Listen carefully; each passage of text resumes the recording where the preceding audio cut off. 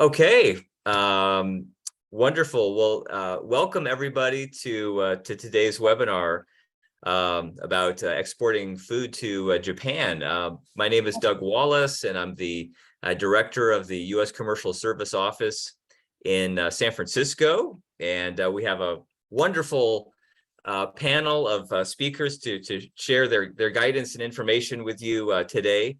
And before we dive into the program, I'd like to turn it over to Rachel for a welcoming word. Yeah, thank you so much, Doug. Hi, everyone. My name is Rachel Sele. I'm a program manager with GlobalSF, and I just wanted to quickly thank the U.S. Commercial Service for all their work they've done in putting the program together for today.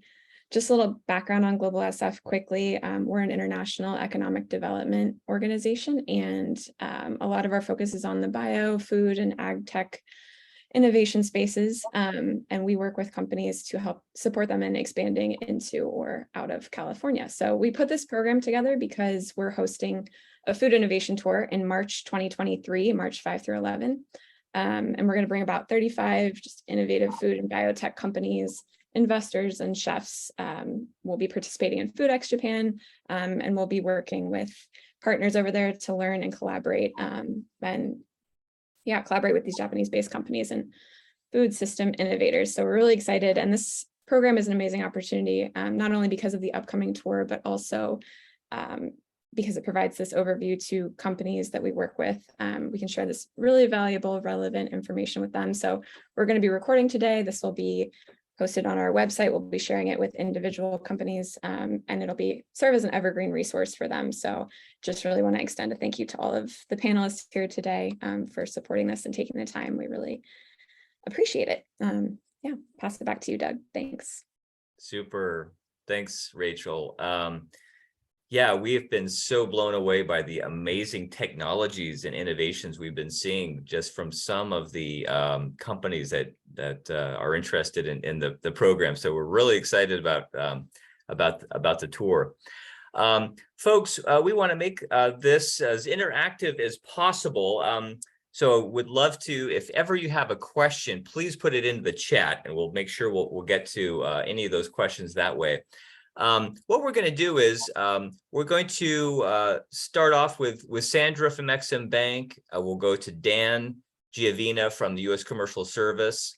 Then we'll hear a presentation by Chloe and Diana from WUSATA. And then to cap it off, we'll turn it over to Shonda from the U.S. Embassy in Tokyo, our ag attaché, our ATO director from Foreign Agricultural Service. And then what we'll do there after the presentations is have a few questions for the panelists, and then we'll just completely turn it over to anybody who might have a question signed on today. So without further ado, Sandra, if I could pass the mic to you, over to you. Hey, thank you. Can you hear me okay? Yes, perfect. Okay. Well, thanks. First of all, thanks, Doug, for inviting me to be part of today's program, and to Rachel and her team at GlobalSF for putting it together as well.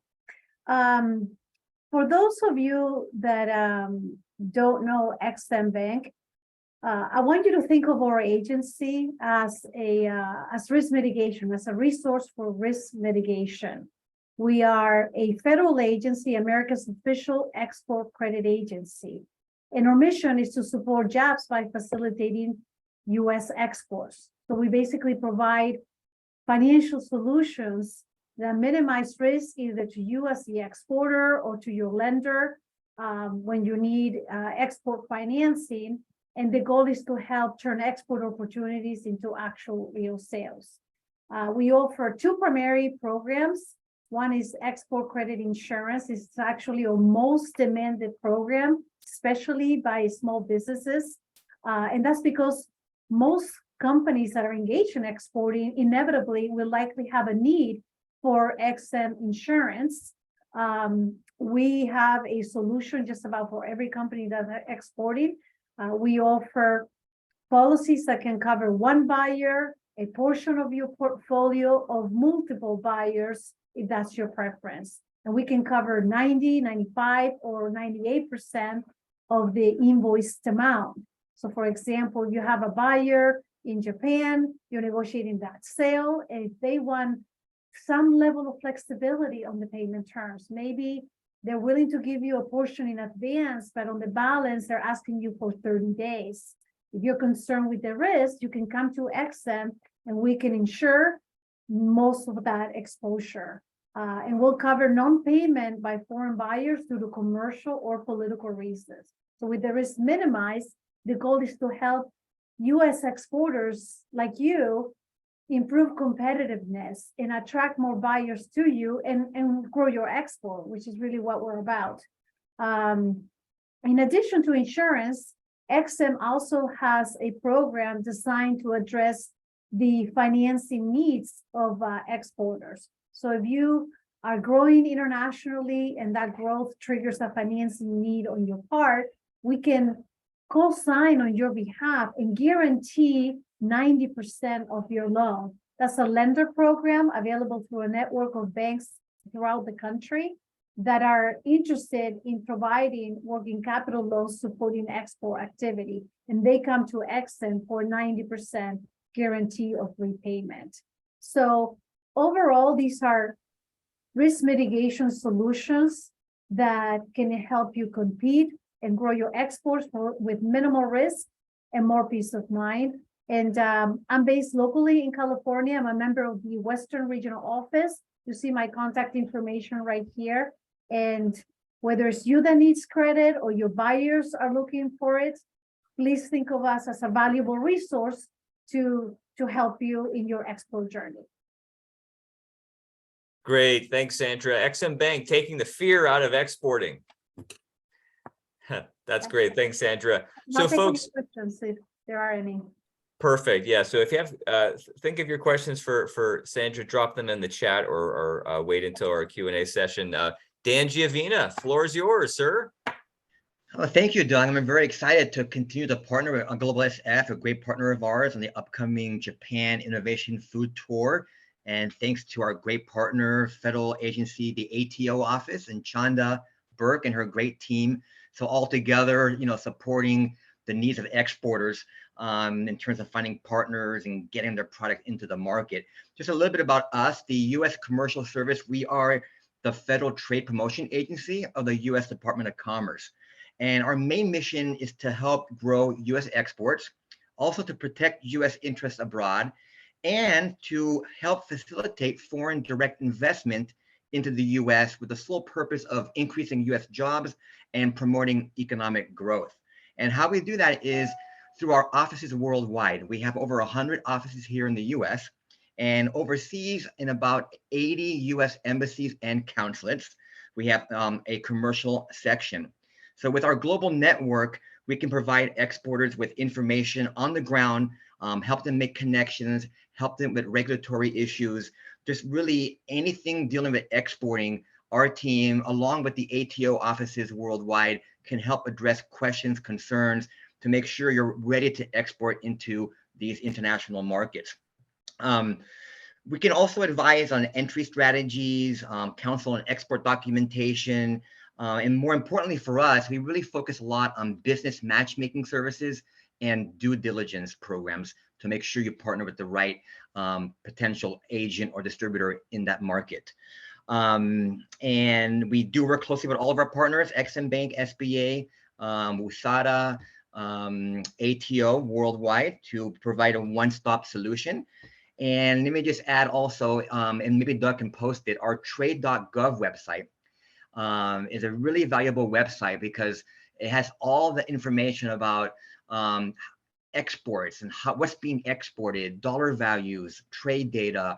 And we also every year have what we call a country commercial guide, which together with the State Department and with ATO, we all provide inputs on how do you do business in Japan? What are the opportunities? What are the import restrictions? So it's a great, I think, resource to read if you're traveling to the mission, to read that on the plane just before you even arrive, just to kind of become familiar how to do business in Japan. So I think it's a really valuable guide.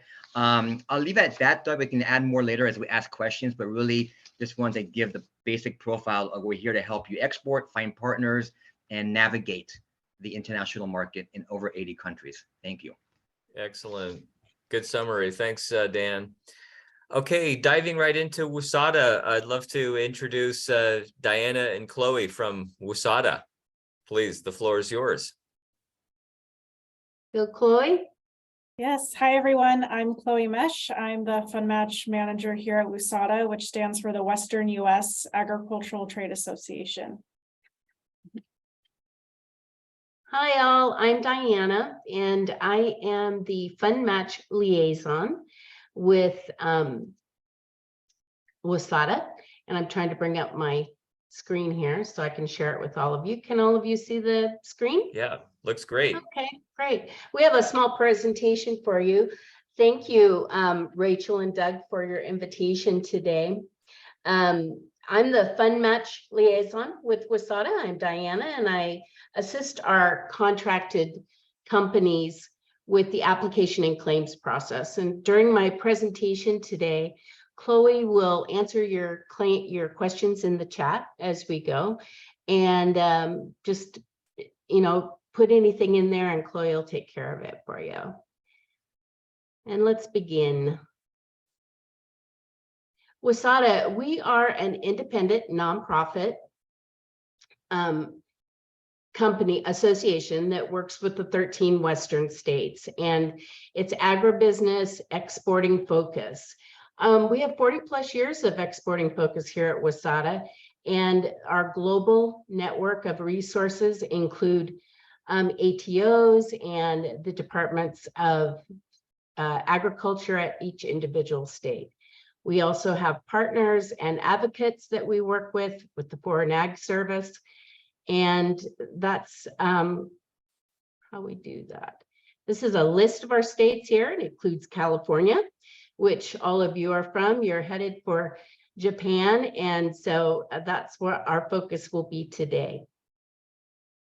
I'm going to make a little adjustment here. The Fund Match program assists Western U.S. companies with providing 50% cost reimbursement for eligible marketing and promotional expenses related to marketing activities in both international and domestic markets. Our funding program, you can access, excuse me, I'm sorry, my slide got out of there. Our funding cost reimbursement on eligible international marketing expenses last year, the return of investment was 84-1. So it's a very effective and profitable funding program for you.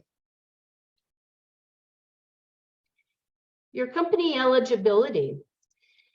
If you want to participate in the Fund Match program, the participants must be headquartered somewhere in the 13-state WSADA region. You must be a small company according to the Small Business Administration, and that includes 1,250 employees or less. You must also be a U.S. business entity and legally licensed in your state and operating for at least 1 year.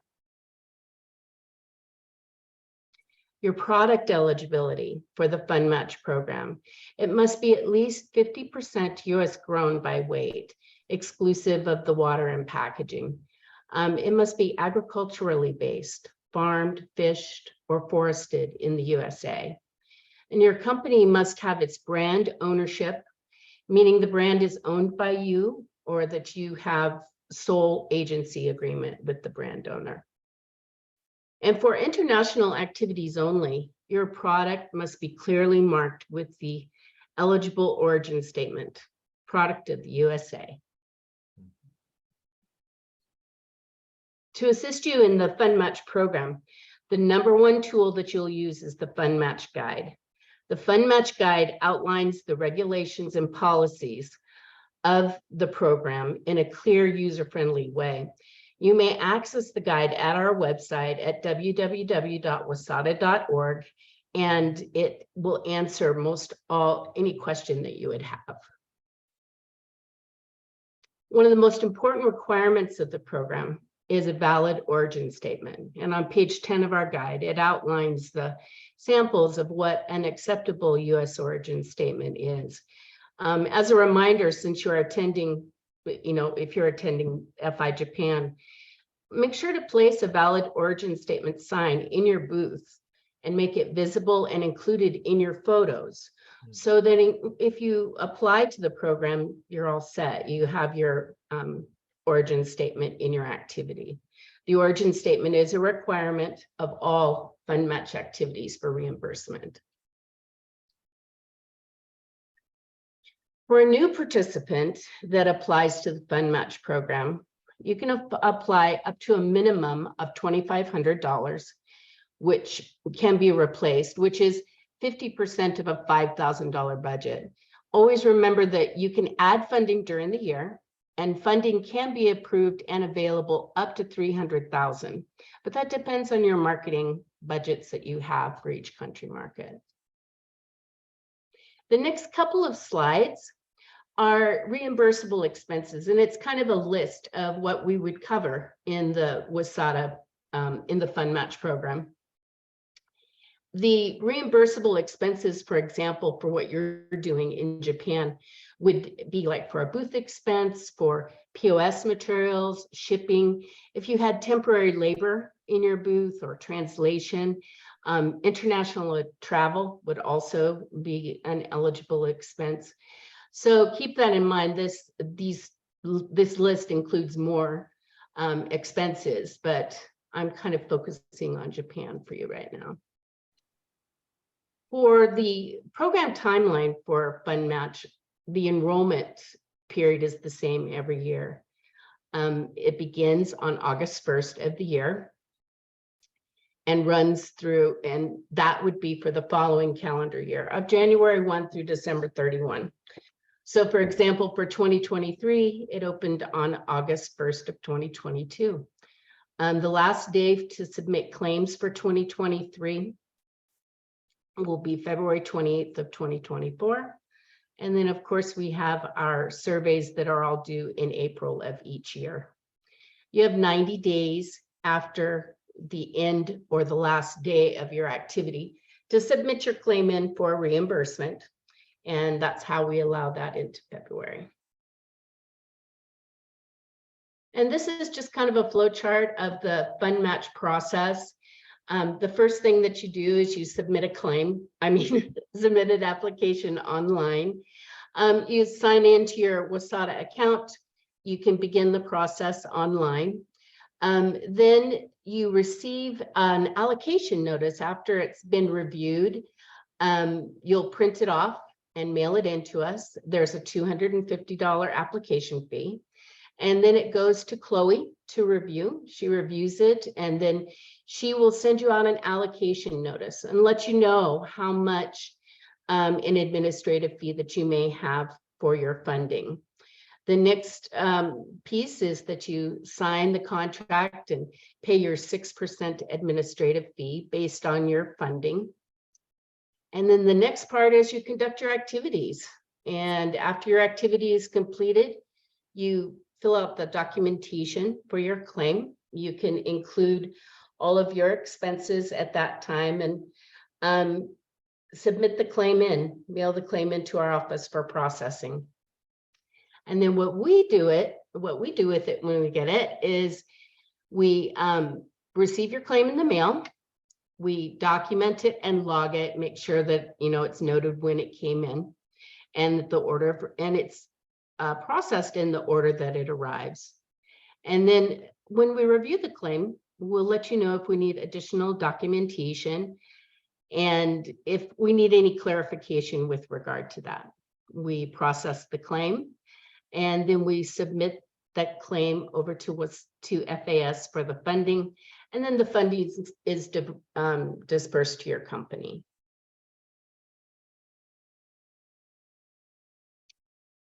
At the WSADA website, we offer educational videos to assist you in the claims process, and you can select an activity and download the claim example to get an understanding of what the claim should look like. So this is a really valuable resource on the website. And tips for success, make sure to read the Fund Match Guide. Set up a consult with your friendly Fund Match liaison, Diana. You can review the example claims that are on the website. And of course, contact us at any time with any questions that you have. A way to begin is if you're interested in the Fund Match program, is go to our website at www.wasada.org. Create an account. The account will be in a pending status until you're vetted. Takes a couple days. In the meantime, you can explore the website and learn more about export opportunities at Wasada. And I guess that kind of wraps it up for today. This was such a quick presentation. You may have more questions. We'll follow up with you, all of you that leave your contact information. And if you wish, feel free to contact Chloe or I at the emails that are indicated here. And we will continue to take your questions and chat until the end of the webinar. Thank you so much for your time today. Terrific. Thank you, Diana. Thank you, Chloe. Great info. I have a couple of questions, but I'll ask you at that during the lightning round. Okay.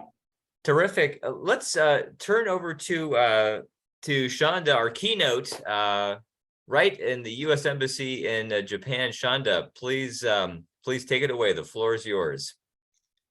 Great. Thank you, Doug. I'm going to try to share my screen here for a presentation. Oh, Maybe Diana. Diana needs to, oh, there we go. Okay, perfect. Thanks, Diana. Okay, so while I work to get this presentation up, just a quick introduction. My name is Chanda Burke. I am the director of USDA's Agricultural Trade Office here in Tokyo, Japan at the US Embassy. And I oversee another agricultural trade office in Osaka, Japan. FAS has a global network of US direct hire foreign service officers who live and work overseas in embassies and consulates. We're in about 95 physical countries, but we cover some regionally. So we have broad coverage of the globe. And our offices, there's two different types: an Office of Agricultural Affairs, which is always located with the US Embassy and always in the capital city of the country, and they're responsible for managing the overall bilateral relationship. We do commodity reporting from those offices. We help unstick stuck shipments. So if you have trouble with customs or at the port, you can reach out to our offices as a resource. And then we are your eyes and ears on the ground. So any questions you have about how to get a product to market, or any regulatory question or labeling question, we are the people that you should be reaching out to if your product is food related, comes out of the ground or walks on the ground, we like to say. And we work closely with our Department of Commerce colleagues as well to be sure that you have the full force of the US government here supporting you.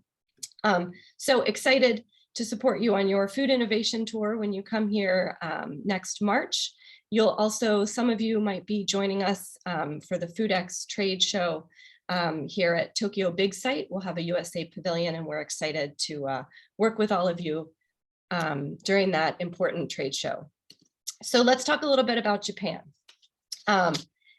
Japan is our fourth largest US export market for agricultural products, has the third largest GDP among world economies, totaling $5.4 trillion. Yet Japan is the only developed country where food expenditures have continued to increase year over year.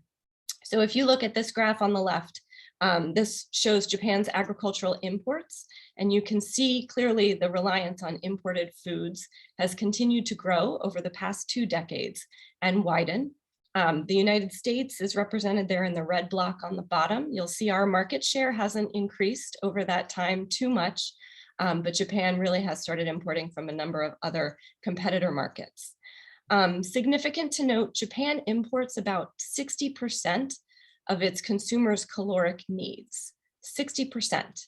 And so we'll talk a little bit about Japan's domestic challenges in terms of production of agriculture here in a minute. But that's quite significant. We don't see that changing anytime soon. A little bit about diets. If you look at the circle charts on the right, the ring on the outside represents the United States diet, and the ring on the inside, Japanese diet. So Japanese consumers, this shocks most of our American companies, they consume on average 1,000 fewer calories per day than their US counterparts. 1,000 fewer. A couple other things to note. Japan, in terms of cereal consumption, the majority of the Japanese diet is rice-based, which is not a surprise to most, and in the United States, wheat-based. But Japanese consumers also consume 4 times more fish and 9 times more rice than US consumers.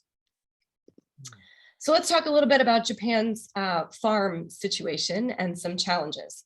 So agriculture represents about 1% of Japan's GDP, 1%, but has a number of challenges to production, right? So right now, Japan's population is 126 million, but estimates from Japan's National Institute of Population and Social Security is that the population will fall to 88 million by 2050.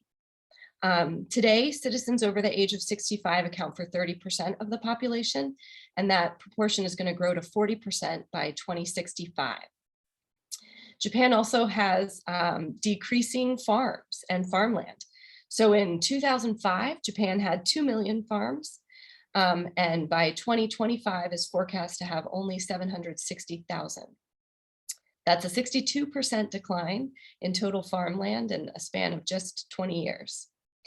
So if you look at the photo on the left of the screen, this shows the average size of a US farm, just for comparison, 434 acres. That's that yellow block on the left in Dalhart, Texas.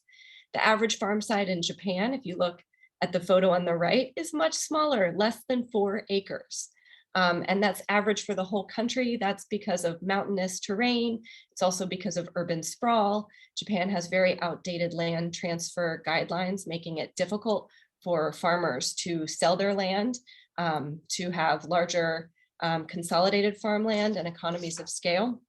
There's also less interest among Japan's younger generations to continue farming. Only 8 out of 10, only 5% of farmers today are under the age of 40, and 8 out of 10 are over the age of 60. So some similar demographic challenges that we see in the United States as well. So between 1950 and 1960, Japan had about 15% arable land. Today it's fallen to 11.5, and total land that's actually in agricultural production is 12.3%. Japan also has food self-sufficiency targets that the federal government sets. And so they're only able to support 38% of their caloric intake with domestic production, but that's something that you'll hear a lot of Japanese politicians talking about, the need for Japan to be more self-sufficient in agriculture. Our view from the U.S. Department of Agriculture is that is an impossibility. And so we see Japan continuing to rely on imports, and many of those coming from the United States. So the U.S. has a strong relationship with Japan. As I mentioned, it's our 4th largest export market for agricultural products, and totaled $15.6 billion in 2021, which is the last full year data that we have available. Japan's a big, innovative, growing, interesting market for US consumer-oriented products. The food retail sector is valued at $467 billion US dollars. Food processing is valued at $216 billion. And the hotel, restaurant, and institutional sector, which we call the HRI sector, is valued at $231 billion. The pie chart here just shows you on a commodity basis the product categories and the types of exports that we ship to Japan. So consumption trends. Obviously, the global pandemic has caused some changes in how Japanese consumers buy food, how they think about food. So we saw during the pandemic, there were waves of stay-at-home orders. Obviously, people weren't going to work. Schooling was virtual as well. And so we saw a big increase in meals at home and on meals to go. So this is where the konbini sector, Japan's convenience stores, come into play. Many people can pick up a full meal for your family on the way home from those konbinis. We also saw shifts to e-commerce and delivery, and along with that, some changes in just the overall restaurant system. So prior to the pandemic, Uber Eats was not a thing. Wolt, DoorDash, other food delivery apps from restaurants were not popular among Japanese consumers at all. And that also stems from Japanese chefs and restaurants having such pride and attention to detail in the food that they prepare. And there was not really a desire to send that food on the back of a delivery bicycle or motorcycle where it would get jostled around and the presentation, you were not able to control it for your consumers. And so there was concern about restaurant reputation. So many restaurants created a special takeout or takeaway menu that's available through these apps so that they could continue to maintain customers and have some sales during the pandemic. So we don't see that shift going away because consumers actually really like having the flexibility and options. But now stay-at-home orders are lifted. There are no more states of emergencies. As of October 11th, the government of Japan relaxed all travel restrictions. So tourists are once again allowed back into the country after a 2-year hiatus. The complicated business visa process has gone away for business travelers. There's no pre-travel testing. There's no quarantine requirements. So Japan is really wide open to travel and tourism once again, which will help the economy here. So what do consumers in Japan respond to? It is a sometimes complicated and not transparent market. And that's where we're here to really help and provide guidance. So Japanese consumers like traceability, not less than, there are government requirements certainly for animal safety and plant safety traceability requirements. But when we talk about it in the Agricultural Trade Office for consumers, it's more knowing where the product comes from. So Japanese consumers have a great interest in knowing not just that your product is from the United States, but which state and which city even is it from. Quality and taste are certainly important factors here, as they would be anywhere. Even before the pandemic, but especially during the pandemic, health messaging became really more of a value add to individual products. Some health message claims do require pre-approval for labeling from the government of Japan. So if you have questions about that, please reach out to us and let us know. Aesthetics and packaging are important. Don't be surprised if your Japanese buyers have very specific asks in terms of the type of product packaging, but also how it looks. And keep in mind, Japanese homes and kitchens are small. So smaller packaging is often something that's desired, especially with increasing food prices and shrinkflation, I think is the term that folks are using. We are seeing smaller and smaller packaging. Seasonality, there is tremendous turnover of products by season here in Japan, tremendous. One of the companies that we work with, who's a big buyer of U.S. ingredients, challenges their staff to come up with 1,000 new product ideas a week. 1,000 a week. So the churn in the retail sector and also in the konbini sector is incredibly competitive. And it is difficult to see the same product on those shelves from season to season, just because the churn is so great. And then finally, stories. This is what really resonates.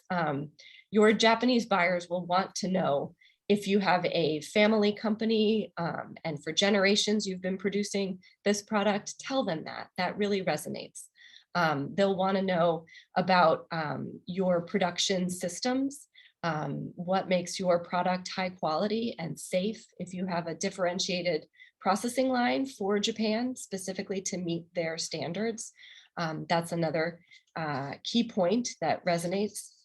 And it's not surprising or not uncommon in the retail sector here to see photos of the farmer that produced the rice that's in a package for sale here in Japan.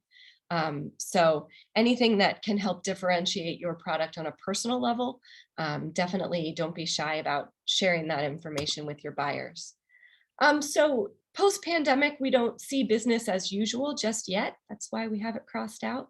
But in general, pre-pandemic and now post-pandemic as well, our guidance at the Agricultural Trade Office is the most important thing you can do is travel to Japan, get on a plane, come over here, meet your potential buyers, start building a relationship with them, be patient. It can take up to 5 years to see your first sale. Even at major trade shows like FoodX, which is the #1 place to connect and meet Japanese buyers. Even there, don't expect to have a sale on site. It's very, very unusual. And I would say on average, it takes 1 year to 3 years for us to see our first sale. We have a number of resources available on our website. So I'll put that up there on the screen for you, usdajapan.org. We have a series of Global Agricultural Information Network reports. We call them GAIN reports. They are by sector, so restaurant, hotel, and institution, food processing, but also retail, and they're by commodity and topics. So we have a biotechnology annual report that our Office of Agricultural Affairs puts out. We also have a series of export guides that walk you on a commodity basis through everything from your first conversation with a potential buyer in Japan, all the way through export documentation that's required. If there's pre-clearance or pre-approval from the government of Japan, we'll have links to the relevant websites, and then clearing through customs and getting your product here on shelves. We also have a social media program. We recently had a number of focus groups targeting consumer bases here in Japan, which I'm happy to speak more about later or when you're here in Japan. But we rebranded ourselves under the handle there on Instagram, Gochiso USA, which loosely translates into feast on products from the United States. So if you have products that you want to get in front of consumers on social media, you can send us photos, you can send us nutritional or other marketing information in English. We will translate it for you into Japan and put it up on our Instagram and help amplify your messaging for you. And then I'll just close by noting we have a team of really highly qualified experts in both of our agricultural trade offices and in the Office of Agricultural Affairs. So we're really well placed to answer any questions you have. We have a great partner relationship with our friends at USADA and work jointly on funding from the Department of Agriculture and implementing that here in Japan. So really, we have a wonderful footprint, and we look forward to supporting your export endeavors here in market. And I'll stop there and happy to take questions. That's terrific, Shonda. Wow, what a amazingly entertaining and insightful presentation. You know, I can't wait for my next cocktail party to show off my tidbits of information about Japan. You know, the 1,000 fewer calories, the 80% of farmers over 60 years old. Wow, great, really. Thank you so much for that. Terrific, folks. Well, there you have it. Let's see here. So I was taking some notes while I was listening to our speakers. So Sandra through XM is going to mitigate the risk of you not getting paid when you're trying to sell abroad. Dan at the U.S. Commercial Service is going to make sure that you're working with good people in markets and that you understand those markets.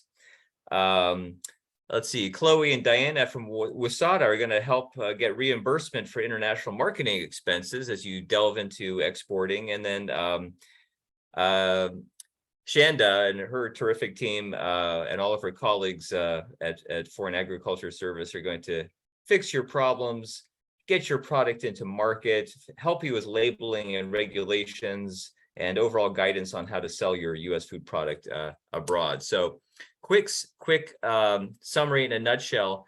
I do have a few questions, but Rachel, maybe if you could check with us to see if maybe we have any questions in the chat that we maybe should address first.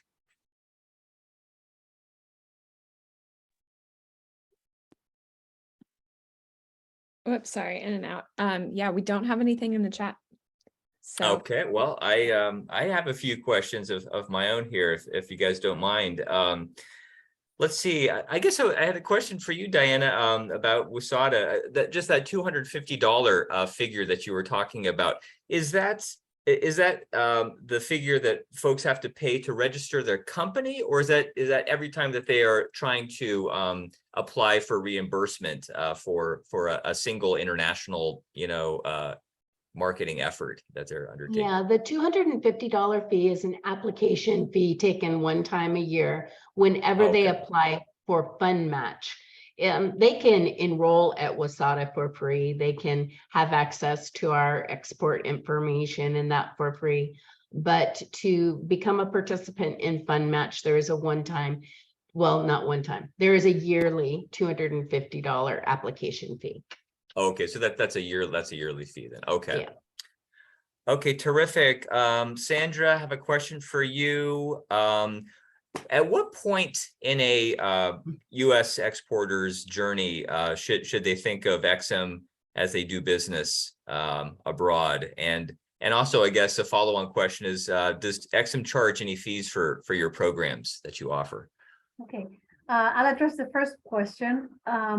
As companies transition from negotiating the price and quantity to negotiating the payment terms, because often exporters assume that the buyer, in this case, say the buyer in Japan, is going to prepay in advance for the full amount of the sale.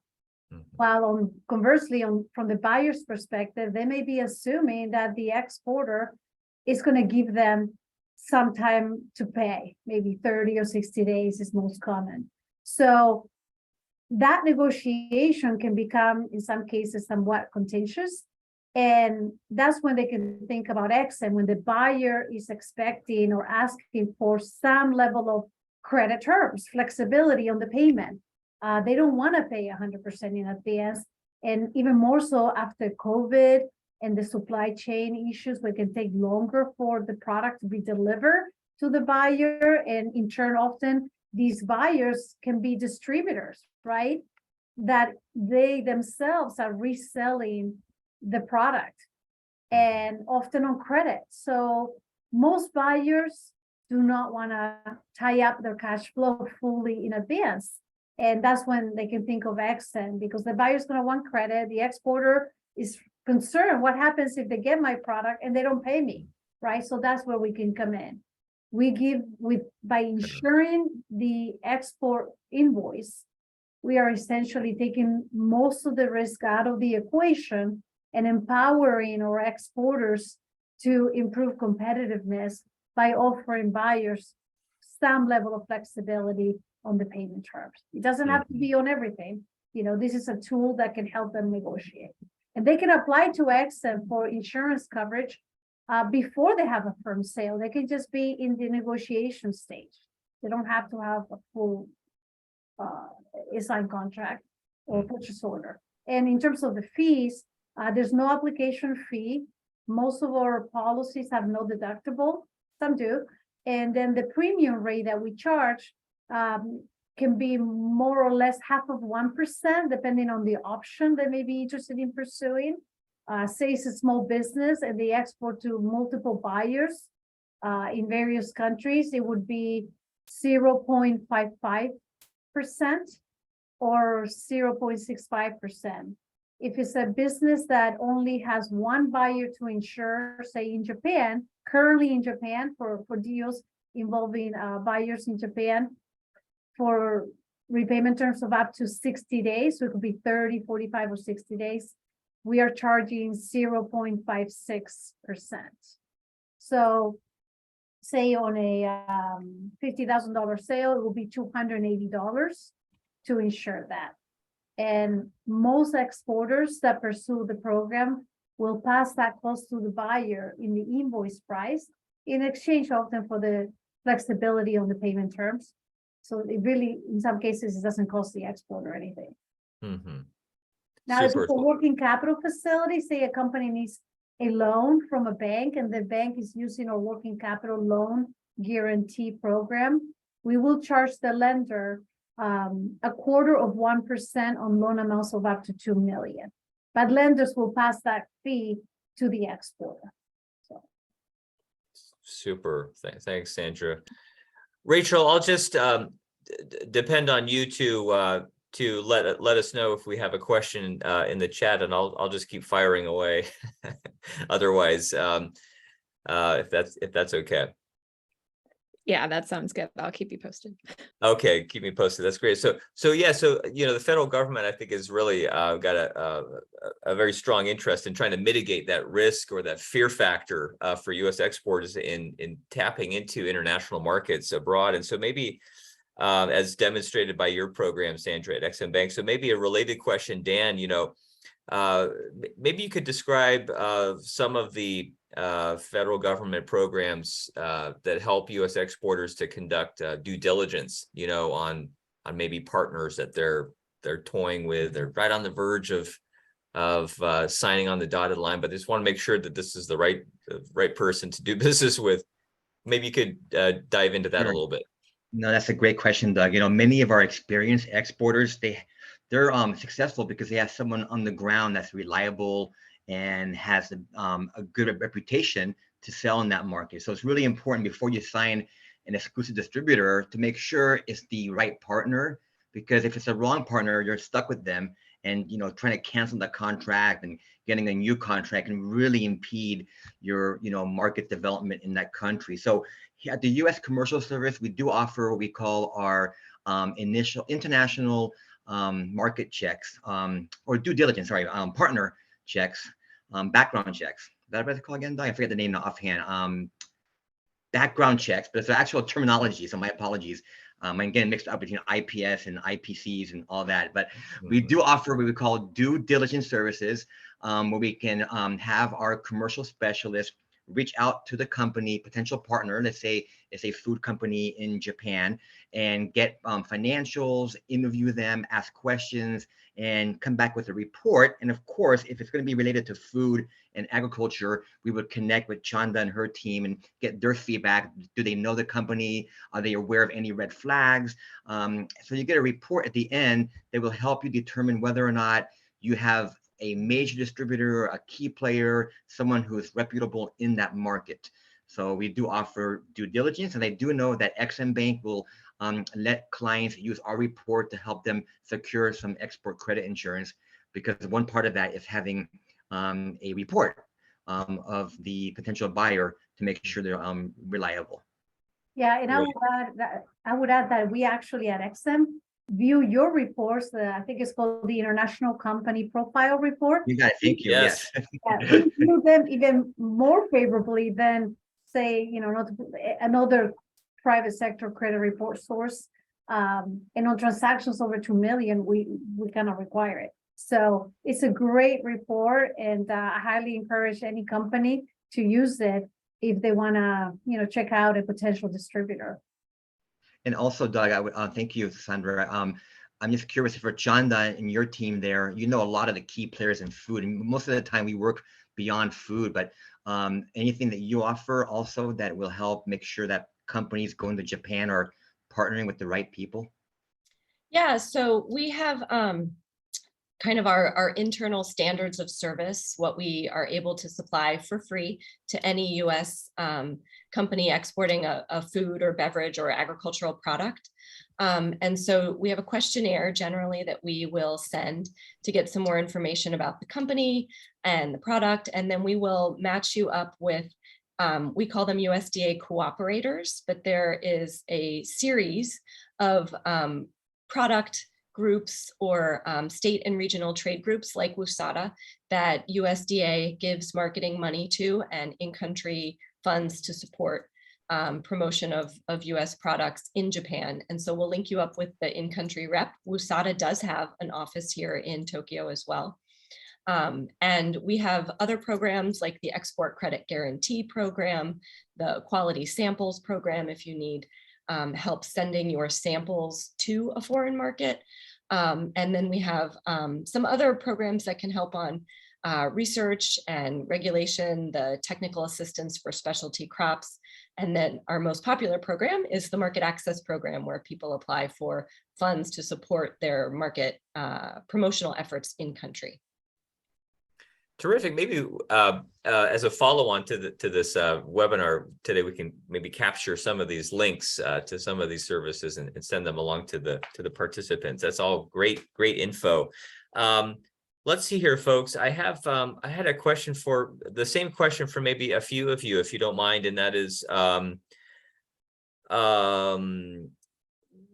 of the ways. So we talked about due diligence. Let's say a company is entering into a new market and they don't know anybody and they want to get to know some potential distributors or partners. What are some ways? What are some programs that U.S. exporters can use your good offices to help with that? Shonda, I think you touched on that with Department of Agriculture. If there's anything else you'd like to add about that, maybe we could start with you and then we could go to Wusada and Dan. Yeah, sure. So first step is usually an email to our office and reaching out, telling us a little bit about your company, your product, the type of buyer you might be looking for. Our team of specialists will follow up within 24 to 48 hours via email and try to schedule a phone call, because we find that actually having a conversation around the product is usually the best way for us to be able to support U.S. exporters. And then we do our own business-to-business matching through our network of contacts. We'll try to find potential buyers. We'll introduce you to them. We'll also make you aware of kind of umbrella promotional opportunities that our office puts on in Japan. So that could be a trade show, or advising you which trade show is the most relevant for your product, where we think you'll have the most success connecting with buyers.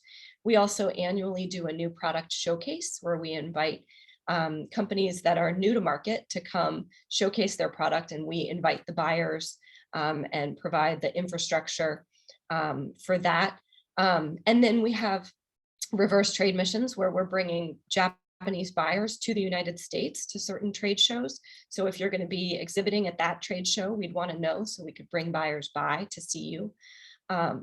And then just counseling on the market on your product. Our team can tell you a little bit if we think maybe the packaging needs to be changed, or if we think that there's a great opportunity because your product fits into a trend category here in market, and we'll connect you with other informational resources that we have available. Terrific. Thanks, Shonda. Maybe let's see here. Maybe we'll turn to Wusada. Diana and Chloe, do you have programs as well to help in that regard? Yes, yes, we do. And Shonda really hit a lot of the work that we do that's closely tied with the ATOs, and as well as our contractors in country. So we have a Global Connect program, which is our activity-based program. And this program provides pavilions at trade shows, one-on-one business meetings, whether that's going outbound, which is where we bring the U.S. suppliers to a foreign market, as well as bringing buyers to the United States. So providing options for companies to meet buyers internationally and make those sales. But Shonda covered the majority of what we do. So thank you. Awesome. Thanks, Chloe. Dan, any comments? Yeah, nothing to add. I think, again, if you're a food exporter or agriculture or beverage, definitely work with the agricultural department, ATO, and with Wusada. They are the lead organizations for food promotion. I just wanted to add that once as you do go international, we also do offer a lot of webinars across the U.S. So, for example, we have a webinar in November on planning and maximizing trade missions. We have a webinar on stop fakes, making sure you have your IPR protected. So we have things that will help you if you have a partner to make sure you're protected, to make sure you know how to do business. And also, Another tool would be our website globalization service, where we can actually review your website, help you make enhancements, and with the purpose of getting more international visitors to find you on your website. So there are things we can do, but again, the lead organization in market is ATO and WUSADA, but we do have other resources that can kind of support some of your international goals of finding a partner or getting more leads into your website. Super. Okay, thanks. Yeah, hopefully we're getting across the, we're giving you the impression that these are not 4 organizations that work in silos. You know, I think we're so lucky to be able to have this working relationship where the commercial service is working with FAS and who's working with Exim Bank and WUSADA. We're all really are working together. We might have our own kind of unique niches and areas, but we do work all together to help U.S. exporters as a team. This is Team America here. So, well, that's great. I did have a couple of extra questions. One, I just want to touch base with you, Diana. Maybe if you could just share, you know, what are kind of the most common mistakes maybe that you see folks making when they're applying for reimbursement for international marketing expenses? Is there some category that is commonly yes, not having yes, there are a few. Not having the U.S. origin statement within their booth in their photos is probably my biggest concern when they you know, are telling me that they're going to be submitting a claim or going on an activity. I really try to coach them in that way. And also too, to make sure that they file their travel notifications with their ATOs so that their travel expenses will be covered. Yeah, those 2 items I would say are the most important. Keep your boarding passes, and that's part of it too.